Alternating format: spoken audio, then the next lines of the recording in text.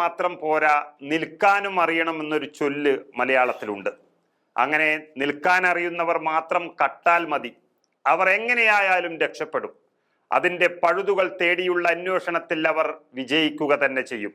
ആവശ്യത്തിലധികം പണം കയ്യിലുണ്ടെങ്കിൽ പിന്നെ വിജയം സുനിശ്ചിതമാണ്. പക്ഷേ ഇത് എന്നേക്കുമായി വിജയമുണ്ടാകില്ല എന്നുള്ളത് മറ്റൊരു കാര്യം കൂടി.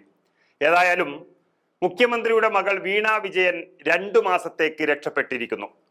അതായത് കുറ്റക്കാരാണെന്ന് കണ്ടെത്തിയ വീണ വിജയൻ അടക്കമുള്ളവർക്ക് SFIO കുറ്റപത്രത്തിൽ സമൻസ് അയക്കുന്നത് 2 മാസത്തേക്ക് തടഞ്ഞുകൊണ്ട് ഹൈക്കോടതി ഉത്തരവിട്ടു.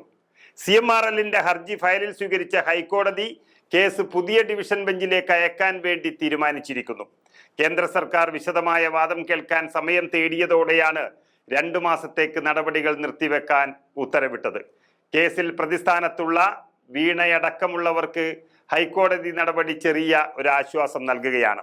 ജസ്റ്റിസ് CR രവിയുടെ അവധിക്കാല ബെഞ്ചിന് മുൻപിലാണ് ഈ കേസ് ഇന്ന് പരിഗണനയ്ക്ക് വന്നത്.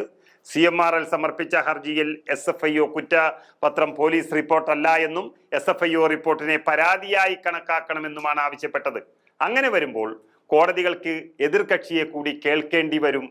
ആ കുറ്റപത്രത്തിൽ പറയുന്ന ഉള്ളടക്കമല്ല CMRL ചോദ്യം ചെയ്തത്, മറിച്ച് കുറ്റപത്രം പരാതിയായി മാത്രമേ കണക്കാക്കാവൂ എന്നാണ് അവർ ആവശ്യപ്പെട്ടത്.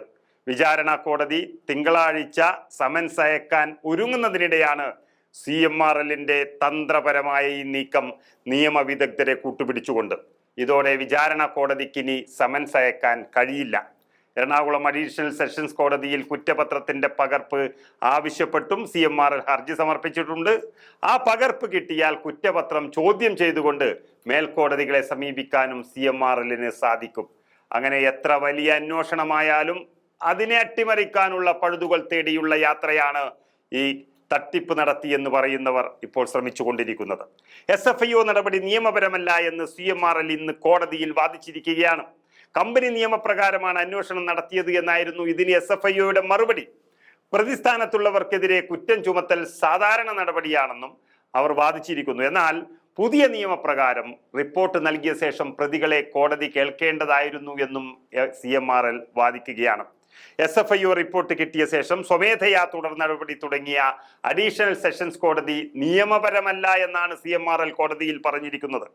പോലീസ് റിപ്പോർട്ടിന്റെ അടിസ്ഥാനത്തിലുള്ള തുടർ നടപടിയും പരാതിയുടെ അടിസ്ഥാനത്തിലുള്ള തുടർ നടപടിയും വ്യത്യാസമാണെന്നും അവർ കോടതിയിൽ പറയുന്നു. ഇത്തരം കേസുകളിൽ പ്രത്യേക നിയമം നിലനിൽക്കുമെന്നായിരുന്നു കേന്ദ്രം വാദിച്ചത്.